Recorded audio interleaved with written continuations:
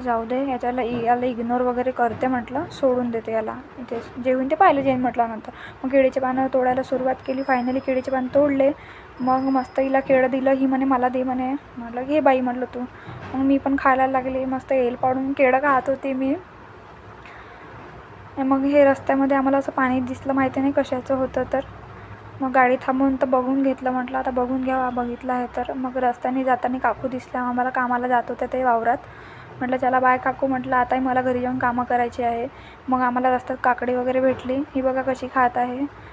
25 रुपये किलोची काकडी होती ही. मग मी पण 1 किलो काकडी घेऊन घेतली. म्हटलं आता डाएट करू म्हटलं संध्याकाळी. म्हणते हा म्हणते मला नाही घेत का गं म्हणते. म्हटलं ये बापू तू पण.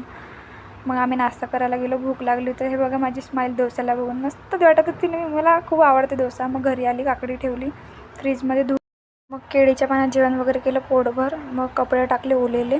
मग भेटूया चला बाय नेक्स्ट ब्लॉगमध्ये.